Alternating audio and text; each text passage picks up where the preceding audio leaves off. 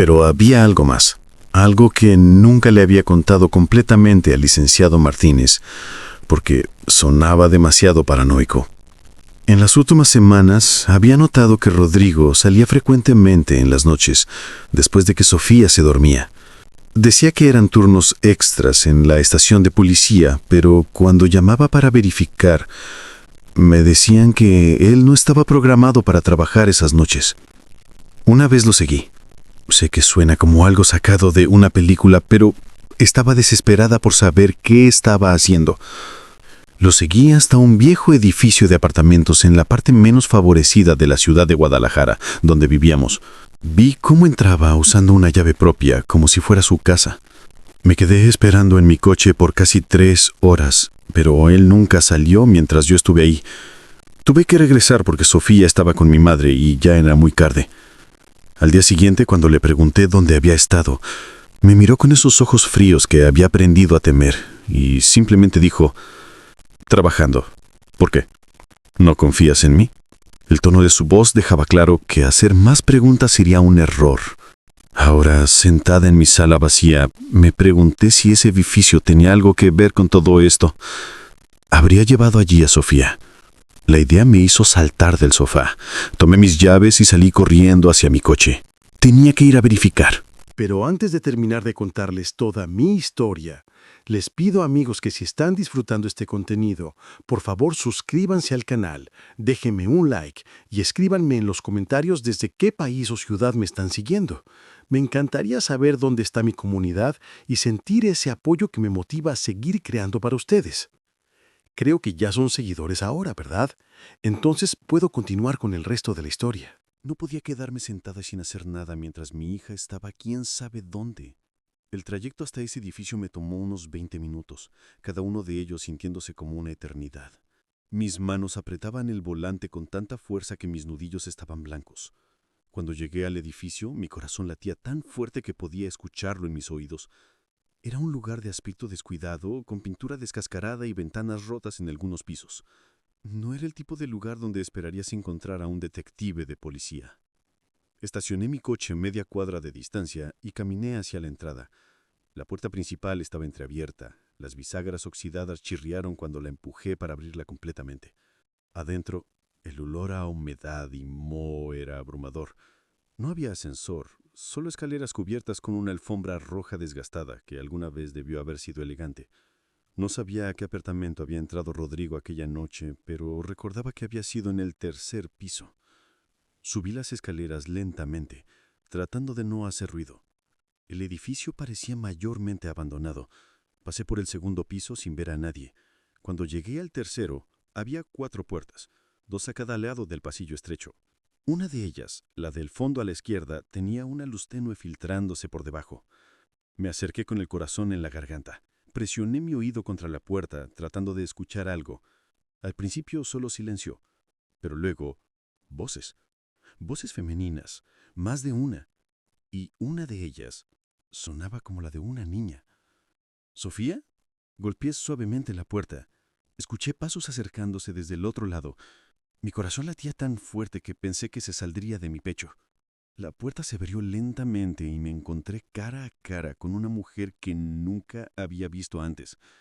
Era joven, quizás de unos 28 años, con el cabello oscuro recogido en una cola de caballo descuidada. Sus ojos rojos como si hubiera estado llorando. Me miró con una mezcla de sorpresa y miedo. «¿Quién es usted?», preguntó con voz temblorosa. «Soy Valeria, estoy buscando a mi hija. ¿Hay una niña aquí, una niña pequeña?». La mujer me miró con confusión. «¿Su hija?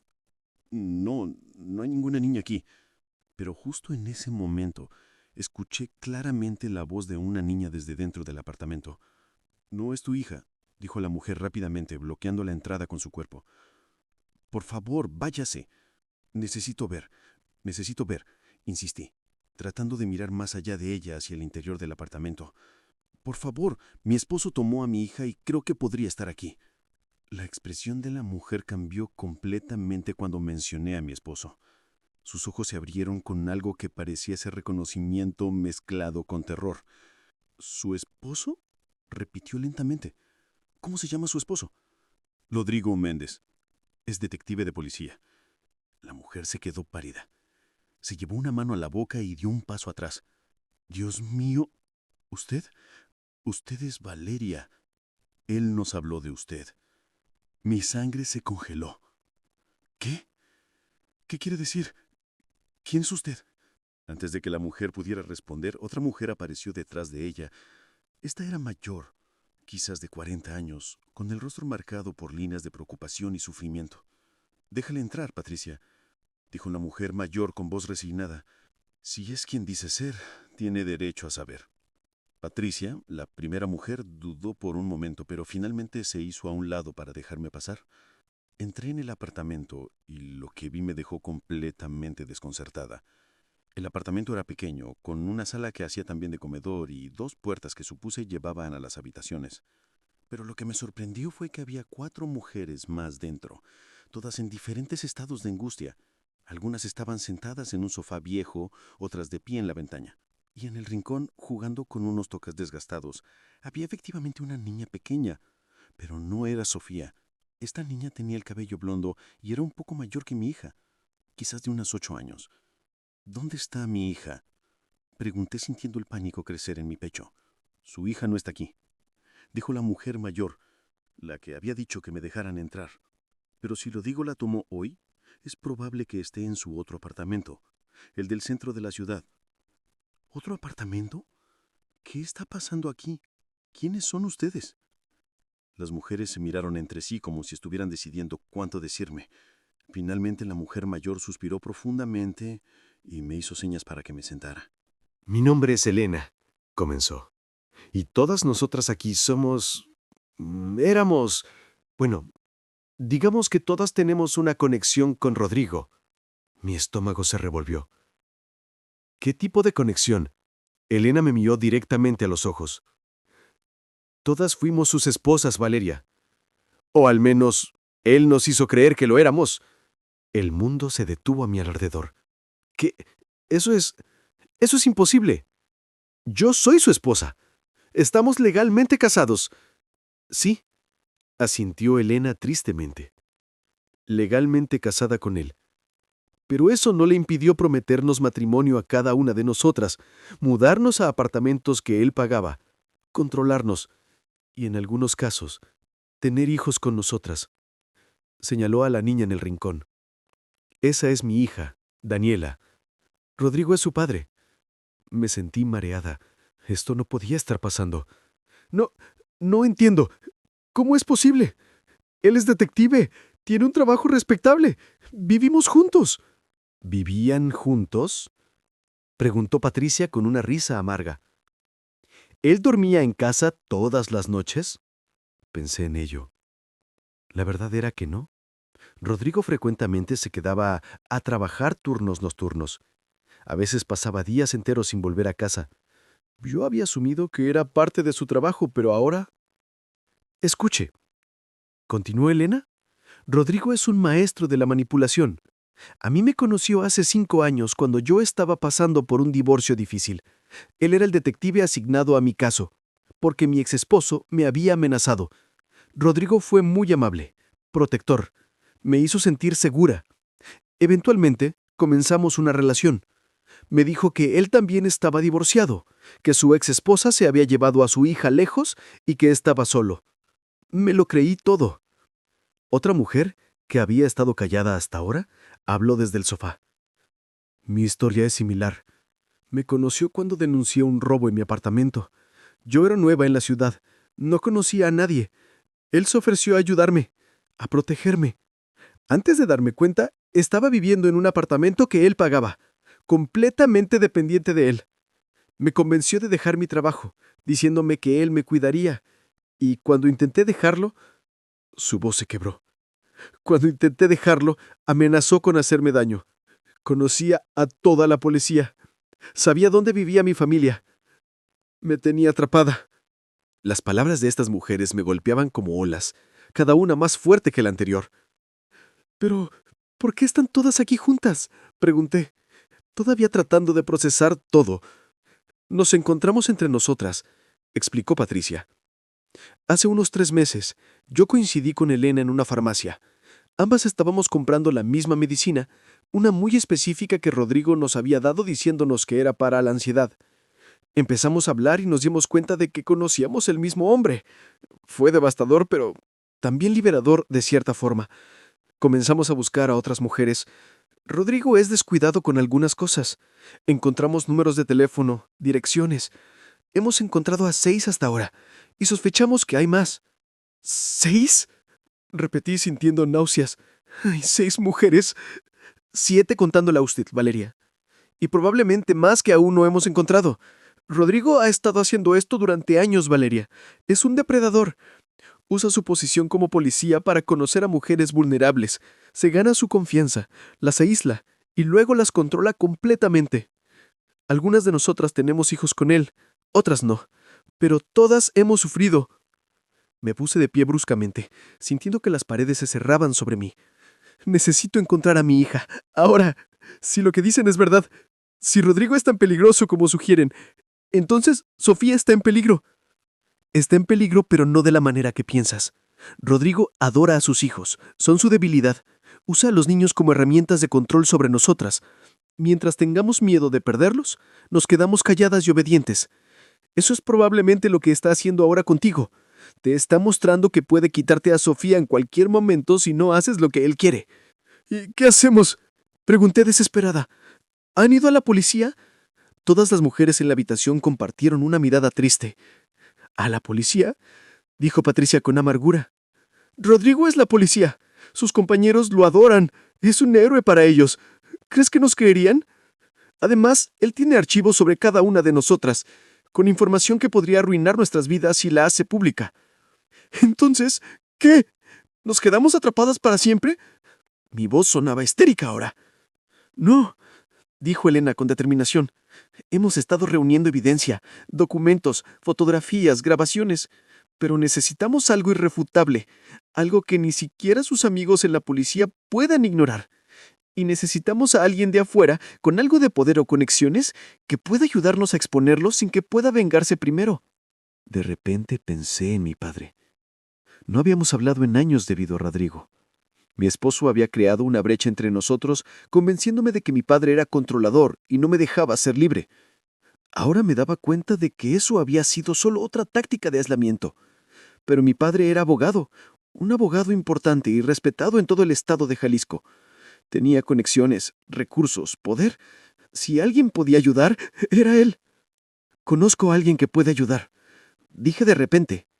Pero primero necesito recuperar a mi hija. ¿Dijeron que probablemente está en otro apartamento? Elena asintió. Sí, tiene un lugar en el edificio Torre Azul, en el piso 15. Apartamento 1507. Lo descubrimos cuando encontramos una de sus llaves. Es su lugar favorito. Dice que le gusta la vista. Sin perder un segundo, saqué mi teléfono y llamé a mi padre. El teléfono sonó 3 veces antes de que respondiera. «Valeria». Su voz sonaba sorprendida. Habían pasado casi 2 años desde nuestra última conversación. «Papá», dije, y mi voz se quebró. «Papá, necesito tu ayuda. Es Rodrigo. Él tiene a Sofía». «Cálmate, hija», dijo mi padre con esa voz firme y tranquilizadora que recordaba de mi infancia. «Respira y ahora dime, ¿dónde estás?» Le expliqué rápidamente la situación, o al menos parte de ella. Le di la dirección del edificio Torre Azul. «No hagas nada todavía», me instruyó. «Voy hacia allá con mi equipo legal, y voy a hacer algunas llamadas. Si Rodrigo es quien dices que es, necesitamos manejarlo con mucho cuidado. Llegó en 20 minutos». Cuando colgué, Elena me tocó la barda. «Todas vamos a estar yendo contigo, ¿verdad?», dijo Patricia con voz muy determinada. «Si lo que me contaron es verdad, si tenemos pruebas sólidas, entonces sí. Mi padre no solo es abogado, también conoce gente en la Fiscalía General, incluso en el gobierno federal. Pero necesito que me den todo lo que tienen. Cada documento, cada grabación, cada prueba». Las mujeres se miraron entre sí y luego asintieron. Patricia fue a una de las habitaciones y regresó con una caja llena de papeles, USBs y fotografías. «Esto es todo lo que hemos recopilado hasta ahora. Pero Valeria, ¿necesitas saber algo más? Rodrigo no solo está engañando mujeres. Hemos encontrado evidencia de que está involucrado en negocios ilegales. Usa su posición como detective para proteger a ciertas personas a cambio de dinero. Tiene conexiones con el crimen organizado. ¿Mi sangre se heló? ¿Crimen organizado? Elena asintió gravemente. Por eso hemos tenido tanto miedo de actuar. No es solo un hombre malo, Valeria. Es peligroso. Y tiene amigos muy peligrosos. Tomé la caja con manos temblorosas. Entonces haremos esto correctamente. Iremos por encima de él, hasta personas que sean más poderosas que él y sus contactos. Salí corriendo de ese apartamento con la caja bajo el brazo. Mi mente era un caos de pensamientos y emociones, pero una cosa estaba clara. Iba a recuperar a mi hija, iba a asegurarme de que Rodrigo pagara por todo lo que había hecho. Conduje hacia Torre Azul con el corazón en la garganta. Era un edificio moderno y elegante en el centro de Guadalajara, con seguridad en la entrada y un lobby lujoso. Nada que ver con el edificio deteriorado donde acababa de estar. Llegué antes que mi padre. Estacioné el coche y me quedé sentada, mirando el edificio y tratando de planear mi siguiente movimiento. ¿Debía subir inmediatamente? ¿Esperar a mi padre? Pero el pensamiento de Sofía ahí arriba, posiblemente asustada y preguntándose dónde estaba su mamá, me estaba matando. Tomé mi teléfono y le escribí un mensaje a Rodrigo. Sé dónde estás. Sé que tienes a Sofía. Voy a subir. Por favor, no la asustes más. ¿Enviar? Y casi inmediatamente vi que el mensaje fue leído. Pero no hubo respuesta. Esperé 5 minutos que se sintieron como 5 horas. Nada. Finalmente no pude más. Salí del coche y caminé hacia la entrada. El guardia de seguridad me detuvo en el lobby. Buenas tardes, señora. ¿A qué apartamento se dirige? Al 1507. Respondí, tratando de sonar confiada. Visitando al señor Méndez. ¿Su nombre? Valeria Méndez. Soy su esposa.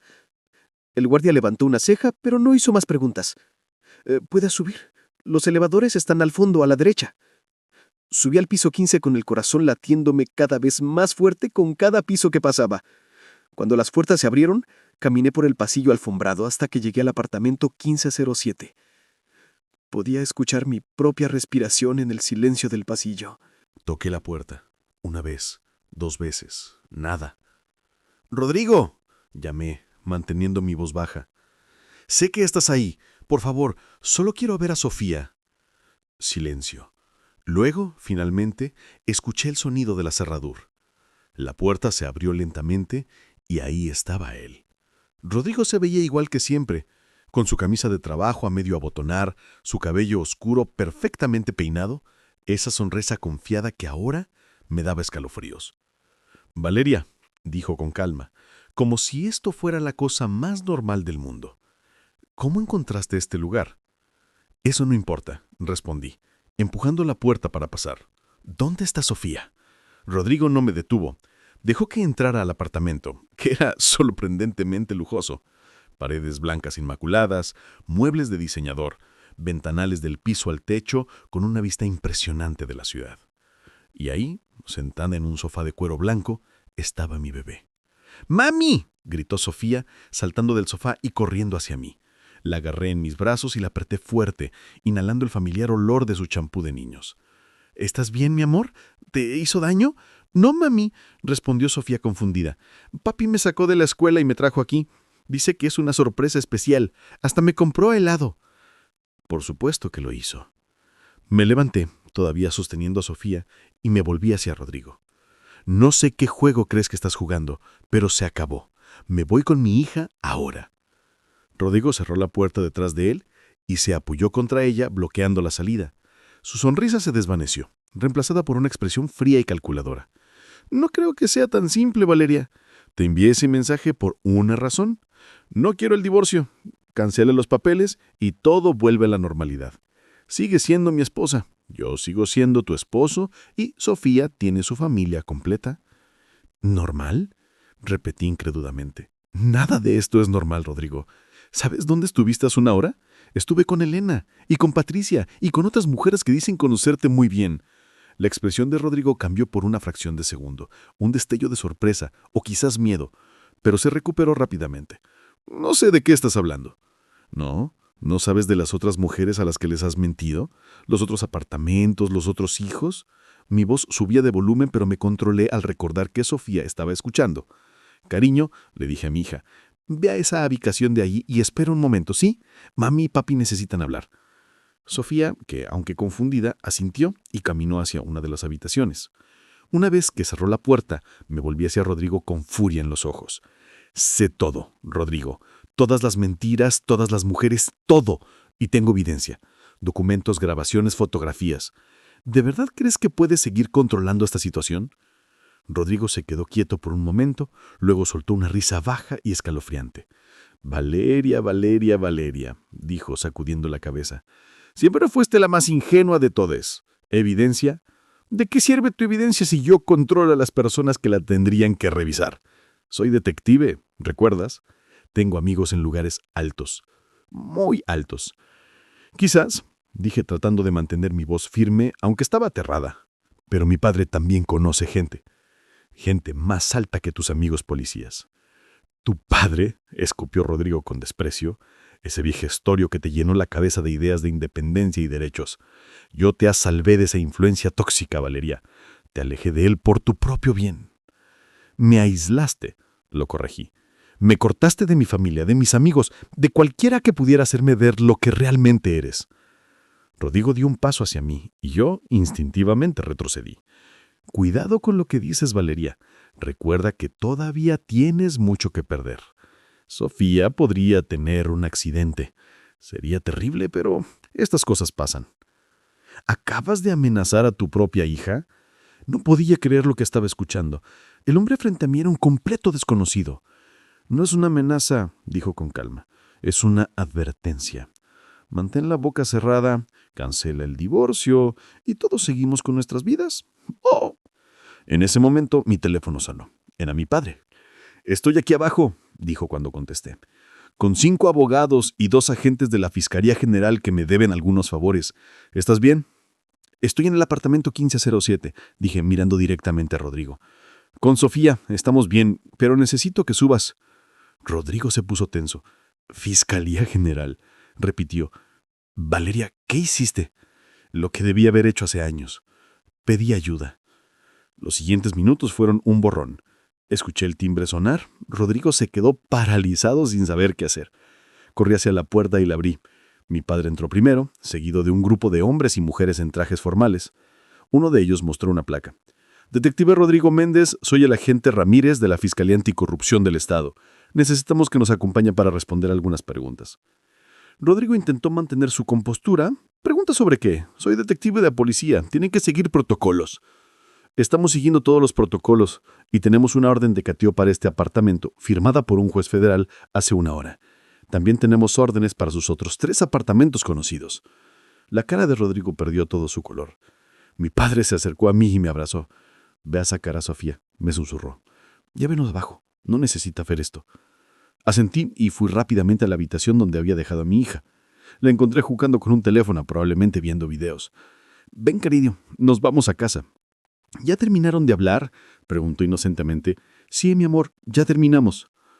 Cuando salimos de la habitación, había más oficiales en el apartamento, todos con guantes, buscando evidencia.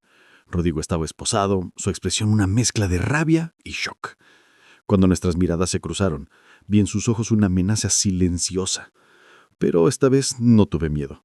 Lo había subestimado durante años, permitiéndole controlar mi vida. Pero ahora, con mi hija segura en mis brazos y mi padre a mi lado, supe que todo iba a cambiar. Bajé con Sofía mientras mi padre se quedaba arriba coordinando con los agentes. En el lobby encontré a Elena y Patricia esperando. Las habían llamado para dar sus testimonios.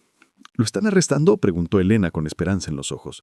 Sí, confirmé, y están cateando todos sus apartamentos. Van a encontrar todo lo que escondía.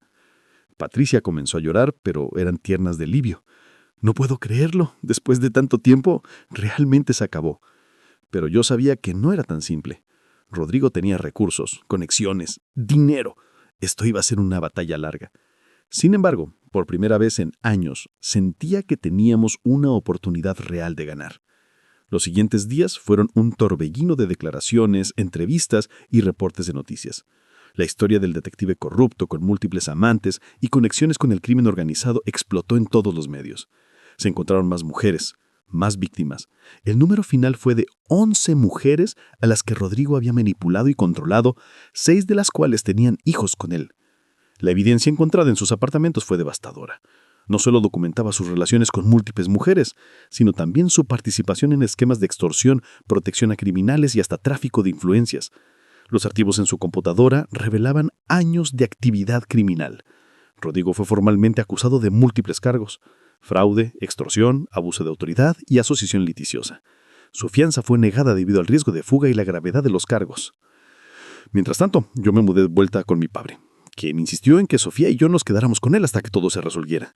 Fue extraño volver a la casa de mi infancia después de tantos años, pero también reconfortante. Mi padre nunca dijo, «Te lo dije», aunque había intentado advertirme a Rodrigo desde el principio. Las otras mujeres y yo formamos un grupo de apoyo. Nos reuníamos semanalmente para procesar todo lo que habíamos vivido. Algunas estaban peor que otras emocionalmente. Elina, en particular, luchaba con la culpa de haber traído a su hija Daniela a este mundo. Pero todas estábamos comprometidas a seguir adelante, a ser más fuertes de lo que Rodrigo había intentado hacernos. El juicio comenzó 6 meses después. La sala del tribunal estaba llena cada día. Las víctimas, sus familias, reporteros, curiosos. Rodrigo se declaró inocente de todos los cargos, por supuesto. Su defensa argumentaba que las mujeres habían conspirado contra él por despecho, que la evidencia era circunstancial, que él era un oficial de policía dedicado siendo perseguido injustamente. ¿Qué dice?, pregunté suavemente cuando terminó. Habla de su propia infancia, explicó Sofía. Cómo su padre también fue abusivo y controlador, cómo aprendió esos patrones desde pequeño y nunca los cuestionó hasta que fue demasiado tarde. Habla de cada una de las mujeres que lastimó, incluyéndote a ti. Se disculpa de nuevo, pero también explica que sabe que las disculpas no son suficientes. Hizo una pausa y al final me pide algo. ¿Qué te pide? Me pide que rompa el ciclo, dijo Sofía, con lágrimas en los ojos. Que si alguna vez tengo hijos, que los críe de manera diferente, que les enseñe respeto real, empatía, igualdad, que no repita los errores que él heredó de su padre y que luego amplificó. Abracé a mi hija mientras lloraba. Ya estás rompiendo el ciclo, le dije. Solo por ser consciente de él, por trabajar en ti misma, por elegir ayudar a otros, ya lo estás rompiendo. Y era verdad. Sofía era fuerte, compasiva, consciente de sí misma de maneras que ni Rodrigo ni yo habíamos sido a su edad. Los años siguientes continuaron trayendo sanación y crecimiento. Eventualmente escribí mi propio libro, contando mi historia desde mi perspectiva. No era para ganar dinero o fama, sino para dar voz a todas las mujeres que habían pasado por experiencias similares y sentían que nadie las creería. El libro resonó con miles de lectores. Recibí incontables cartas y correos electrónicos de mujeres agradeciendo por poner en palabras lo que ellas habían sentido pero no podían expresar. Algunas me contaron cómo el libro las había ayudado a reconocer que estaban en relaciones abusivas. Otras me dijeron que les había ayudado a entender por qué no habían podido simplemente irse antes. Cada mensaje era un recordatorio de por qué había sido importante compartir mi historia, a pesar de cuán difícil había sido revivirla al escribirla. Alas de Libertad continuó creciendo. Elena dejó su trabajo de tiempo completo para dirigir la organización a tiempo completo. Yo me mantuve en la junta directiva, donando tiempo y recursos cuando podía. 20 años después de aquel día que cambió todo, me encontré de nuevo en una sala de tribunal. Pero esta vez era diferente. No era como testigo ni como víctima. Era como observadora, apoyando a una joven mujer que estaba testificando contra su expareja abusiva. La mujer, Mariana, había venido a Alas de Libertad 6 meses antes, aterrada y sin saber qué hacer. Con nuestro apoyo, había encontrado el valor para denunciar, para pelear por su seguridad y la de sus hijos. Mientras escuchaba su testimonio, vi tantas similitudes con mi propia experiencia. El control, el aislamiento, las amenazas, la manipulación, pero también vi las diferencias. Mariana había tenido apoyo desde el principio. No había tenido que pasar años sufriendo antes de pedir ayuda. Tenía una comunidad que la respaldaba, recursos disponibles, un sistema que estaba más preparado para creerle y protegerla. Cuando el juez dictó sentencia contra el expareja de Mariana, condenándolo a 15 años de prisión, Mariana se volteó hacia donde yo estaba sentada y me sonrió a través de sus lágrimas. Después, en los escalones del juzgado, me abrazó fuerte. Gracias, me susurró, por compartir tu historia, por crear un lugar donde mujeres como yo podemos encontrar ayuda, por hacer que este camino sea un poco menos solitario. No tienes que agradecerme, le dije. Solo pásalo hacia adelante. Cuando estés lista, cuando hayas sanado, ayuda a la siguiente mujer que lo necesite. Y así se completó el círculo. Mi dolor se había convertido en propósito. Mi propósito había creado recursos. Esos recursos estaban salvando vidas. Y esas vidas salvadas crearían más cambio. Esa noche me senté en el balcón de mi casa con Gabriel, mirando las estrellas. Sofía estaba adentro, probablemente estudiando para sus exámenes finales de su maestría en psicología clínica. ¿En qué piensas?, preguntó Gabriel tomando mi mano. ¿En qué es extraño?, dije lentamente, que algo tan terrible, tan destructivo, pudiera eventualmente llevar a algo bueno. No estoy agradecida por lo que Rodrigo hizo, nunca lo estaré, pero estoy agradecida por lo que he podido crear a partir de ello. Gabriel besó mi mano. Eso no es mérito de Rodrigo, dijo firmemente. Es tu mérito. Tú elegiste convertir tu dolor en poder. Tú elegiste ayudar a otros en lugar de solo enfocarte en tu propia sanación. Eso fue todo tú. Tenía razón, lo sabía, pero también sabía que no lo había hecho sola. Elena, Patricia y las otras mujeres, mi padre, mi terapeuta, Gabriel, Sofía, todos habían sido parte de mi sanación, de mi crecimiento. Y ahora, décadas después de aquel terrible día cuando Rodrigo tomó a Sofía del colegio, cuando mi mundo se desmoronó, podía decir honestamente que estaba feliz. No era una felicidad que borraba el pasado o pretendía que el trauma nunca había ocurrido. Era una felicidad que existía a pesar del trauma, que había crecido a través del dolor, que era más fuerte porque sabía que se sentía estar rota. Miré hacia la ventana de la habitación de Sofía donde la luz todavía brillaba. Mi hija, que había sido la pieza central del juego de control de Rodrigo, ahora estaba a punto de convertirse en terapeuta, dedicando su vida a ayudar a otros a sanar de traumas similares. Si eso no era romper el ciclo, no sabía qué era. Los años continuaron pasando. Sofía se graduó, comenzó su práctica, eventualmente se enamoró de un hombre que la trataba con el respeto y la igualdad que ella merecía. Cuando me preguntó si debía casarse, le dije, solo tú puedes responder eso, pero pregúntate esto, ¿te hace sentir libre para ser completamente tú misma? ¿Te apoya en crecer? ¿Te trata como una igual? Si la respuesta a todo eso es sí, entonces quizás has encontrado algo especial. Se casó en una ceremonia hermosa en un jardín al atardecer. No pude evitar pensar en mi propia boda con Rodrigo, hace tantos años, y en cuán diferente había sido. Aquella había estado llena de señales de advertencia que no vi o ignoré. Esta estaba llena de amor genuino, respeto mutuo y alegría. Cuando Sofía tuvo su primer hijo, un varón, al que llamó Rafael, me pidió que estuviera presente en el parto. Sostener a mi nieto por primera vez, ver a mi hija convertirse en madre fue uno de los momentos más emotivos de mi vida. «Vas a ser una madre increíble», le dije mientras mecía a Rafael. «Ya lo eres». «Tengo miedo», me admitió Sofía. «¿Y si cometo los mismos errores? ¿Y si no soy suficiente?» «Ese mismo miedo», le dije, «es lo que te hará ser una gran madre, porque estás consciente, estás comprometida a hacerlo mejor. Y a diferencia de tu padre o incluso de mí en ese tiempo, tienes las herramientas y la conciencia para romper los patrones dañinos». Sofía crió a Rafael con toda la conciencia y amor que había prometido. Lo crió para respetar a las mujeres, para reconocer la igualdad, para entender el consentimiento y los límites desde pequeño. Y cuando nació su segunda hija, Luna, 2 años después, hizo lo mismo.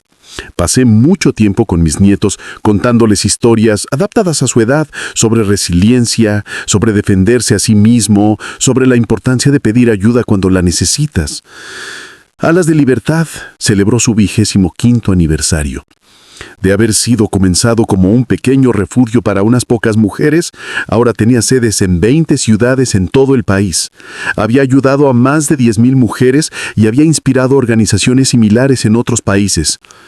En el evento de aniversario, Elena, ahora con el cabello completamente blanco, pero con más energía que nunca, me pidió que diera el discurso de cierre. Me paré enfrente a una audiencia de cientos de personas, sobrevivientes, voluntarios, donantes, todos comprometidos con la causa de acabar el abuso y el control. Hace 25 años comencé. Yo era una mujer rota, atrapada en un matrimonio que me estaba destruyendo lentamente, sin saber cómo escapar, convencida de que era mi culpa. Si me hubieran dicho entonces que estaría aquí hoy, celebrando una organización que ha ayudado a miles de mujeres, no lo habría creído. Pero aquí estoy. Y aquí están ustedes.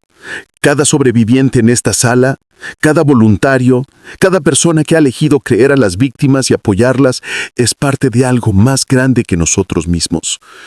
Continué hablando sobre la importancia de la comunidad, del apoyo mutuo, de nunca rendirse incluso cuando el camino parece imposible. El abuso y el control prosperan en el silencio y en el aislamiento. Por eso nuestra arma más poderosa es hablar, es conectarnos entre nosotros, es negarnos a quedarnos callados. Cada vez que una sobreviviente comparte su historia, hace que sea un poco más fácil para la siguiente mujer pedir ayuda. Cada vez que creemos a una víctima, rompemos un poco más el poder que los abusadores tienen. Cada vez que nos apoyamos mutuamente, construimos algo que ningún abusador puede destruir. Cuando terminé, la sala se puso en pie en ovación. Pero no era para mí, era para todas nosotras, para todas las mujeres que habían sido lo suficientemente valientes para escapar, para sanar, para ayudar a otros. Esa noche, ya en mi casa, abrí mi computadora y empecé a escribir. No otro libro, sino una carta. Una carta para todas las mujeres que todavía están en medio de su pesadilla, que todavía están atrapadas, que todavía creen que no hay salida. Escribí sobre mi experiencia, sobre mi viaje desde la víctima hasta el sobreviviente, hasta la defensora. Escribí sobre las otras mujeres que había conocido a lo largo de los años, cada una con su propia historia de resiliencia. Y terminé con esto. Si estás leyendo esto y reconoces tu propia vida en estas palabras, quiero que sepas 10 algo. años después No de es tu aquel día culpa. terrible cuando Rodrigo tomó a Sofía del colegio, me encontré de pie frente a una audiencia de 100 personas en una conferencia sobre violencia doméstica. Sofía, ahora de 16 años, estaba sentada en la primera fila, sonriéndome con orgullo. A mi lado en el escenario estaban Elena, Patricia y otras 3 de las víctimas de Rodrigo. Íbamos a contar nuestra historia públicamente por primera vez, con nuestros números reales y nuestros rostros visibles. Habíamos decidido juntas que ya no nos esconderíamos, que no sentiríamos vergüenza por algo que no fue nuestra culpa. Mi nombre es Valeria Méndez, comencé, y durante 8 años fui víctima de abuso coercitivo y control por parte de mi esposo, un detective de policía que usó su posición de poder para manipular no solo a mí, sino a 11 mujeres en total. Conté toda la historia, no me guardé nada. El silencio en el auditorio era absoluto. Cuando terminé, hubo un momento de quietud, y luego el lugar estalló en aplausos. Después de la conferencia, varias mujeres se acercaron a mí. Algunas lloraban, otras simplemente querían dar las gracias. Una mujer joven, probablemente de unos 25 años, me agarró de las manos con urgencia.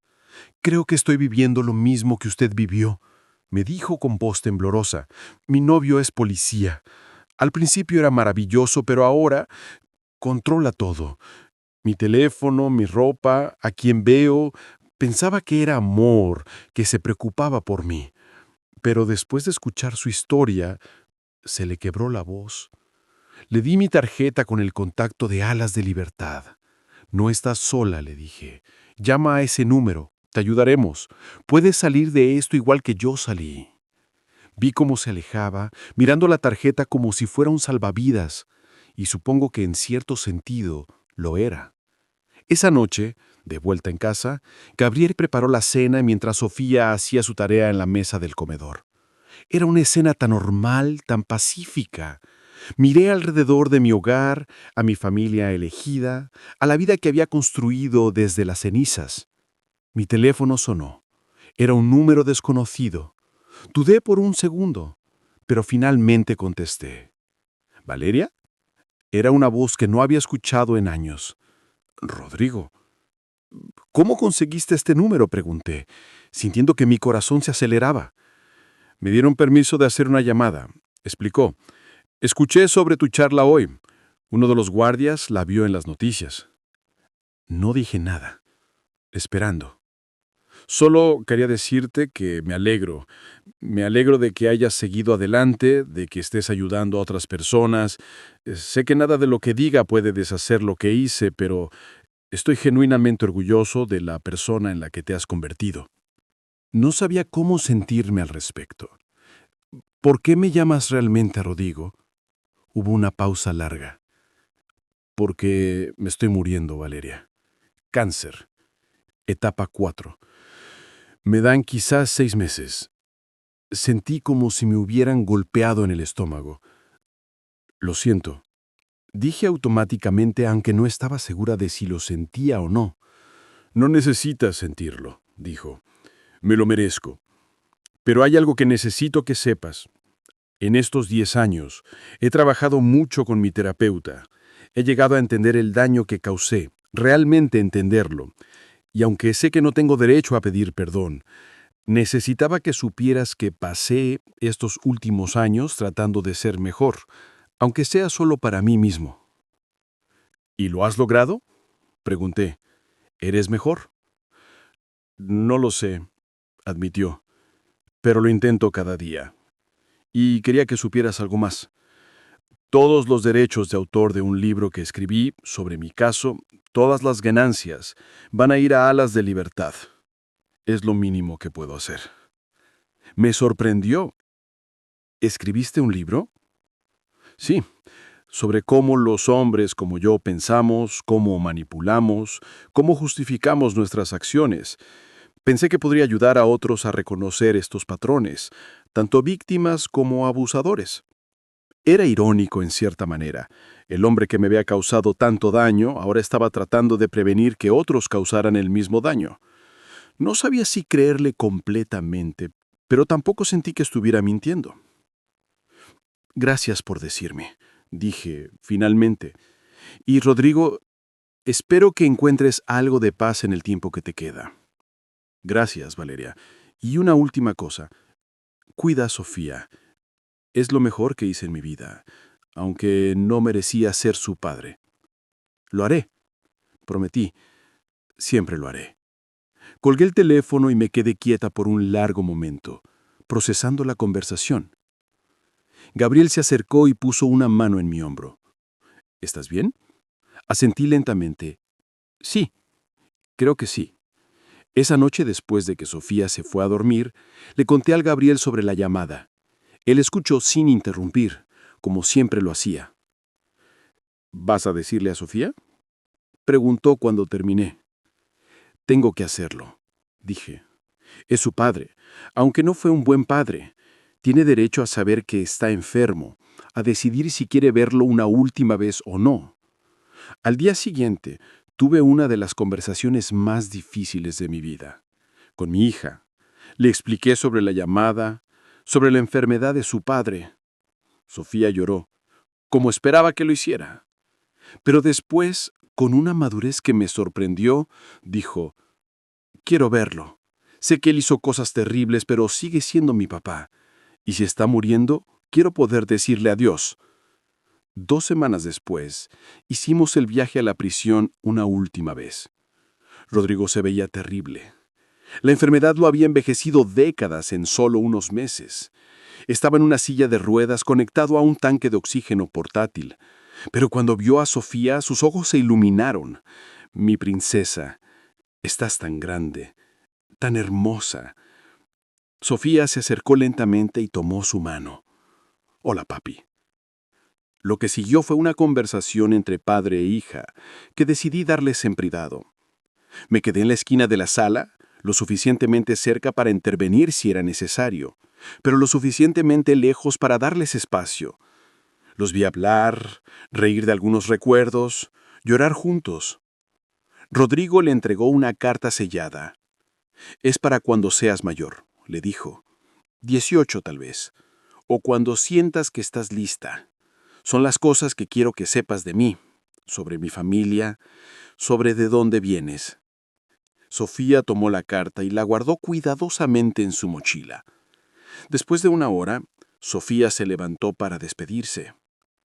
«Te quiero, papi», dijo simplemente. «Lamento que estés enfermo». «Yo también te quiero, princesa», respondió Rodrigo, con lágrimas corriendo por sus mejillas. «Y lo siento. Siento no haber sido el padre que merecías». Sofía asintió, luego caminó de regreso hacia donde yo estaba. Antes de irnos, Rodrigo me llamó. «Valeria». Me volteé. «Gracias», dijo, simplemente, por ser fuerte, por ser la madre que yo no pude ser como padre, por salvarla de mí. Asentí una vez y luego tomé la mano de Sofía y salimos. Rodrigo murió 3 meses después. La prisión me notificó y yo se lo dije a Sofía. Lloró, procesó y luego lentamente comenzó a seguir delante. No fuimos a su funeral. Sentí que no era nuestro lugar. Pero Sofía plantó un árbol en nuestro jardín en su memoria. Para recordar lo bueno, explicó, aunque había mucho malo. Su sabiduría me asombraba. 1 año después de la muerte de Rodrigo, el libro que había escrito fue publicado. Se tituló Dentro de la mente del control y se convirtió en un bestseller instantáneo.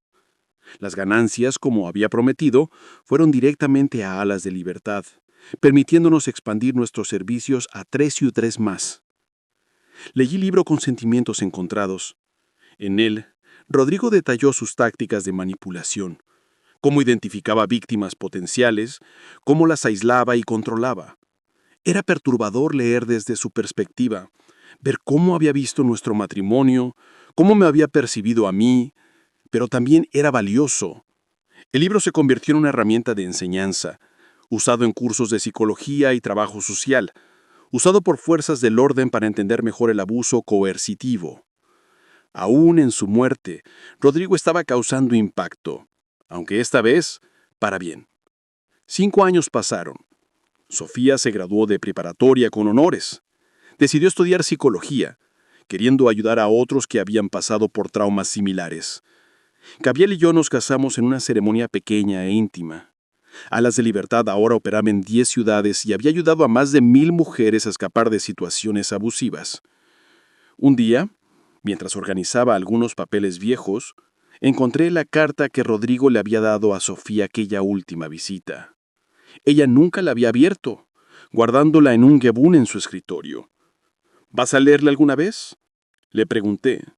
Sofía, ahora de 21 años y en su 3er año de universidad, lo pensó por un momento. «Creo que estoy lista», dijo finalmente. Nos sentamos juntas en su habitación mientras ella abría